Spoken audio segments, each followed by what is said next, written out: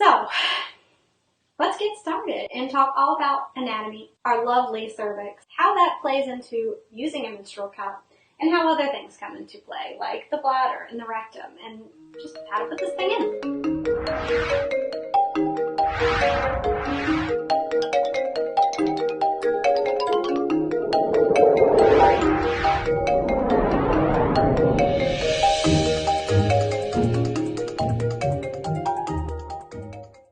So let's just get right to it. Now, this is a representation of what's inside your body, and this is a cup. And the cup is going to go inside of your vagina. Let's meet some of the parts and discuss how they kind of all interplay. This is your uterus, and you have ovaries on either side. Of course, the cervix is at the bottom. We have the bladder above, leading to your urethra, and the urethra is right above your vaginal opening. So this is, of course, not quite the same because we have that attachment, but it should be a little bit closer.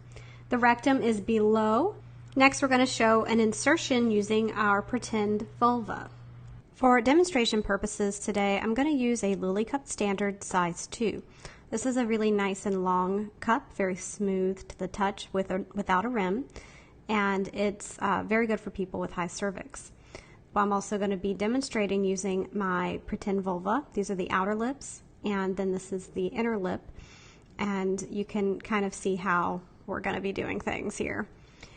Most people are intimidated because these cups look so large, but because you're going to be folding them, it's not quite as big. Now, it is probably still going to be a larger diameter on entry than a tampon, but not by too much. They definitely can fold down. This is the punch down fold here. And various folds. If one doesn't work, please try another. There are many folds that you can try. For the purposes of this demonstration, because she is not naturally lubricated like a real woman would be, I'm going to use a lubricant on the cup itself.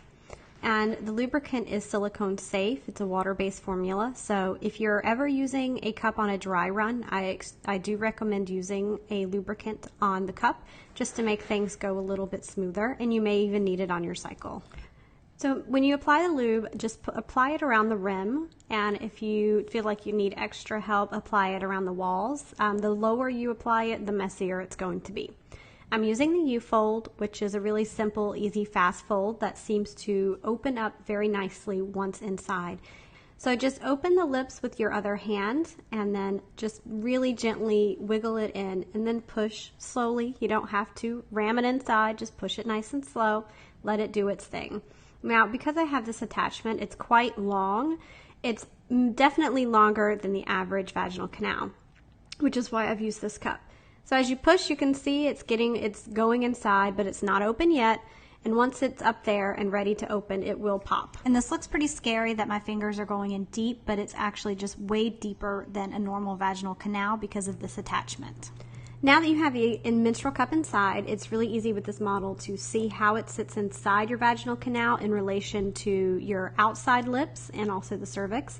Being that this is a longer cup, it might need to be trimmed, or you might need another shorter cup.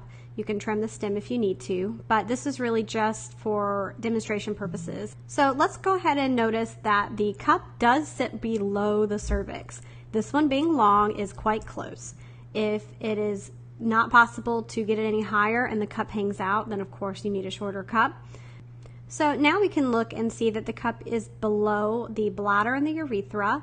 And because sometimes the cup can put pressure upon your bladder, if you experience that, just know that it is normal for some women. If it is painful, you need to try a different cup, maybe a softer cup.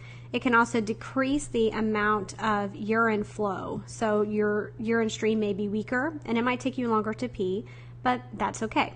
The cup also sits above your rectum. So if you're having a bowel movement, it's only natural that the cup may be pushed out a little bit. If you've had a bowel movement and the cup has moved down and it's poking out a little bit, it's actually okay to take clean fingers after washing your hands and just push the cup back to a comfortable position for you.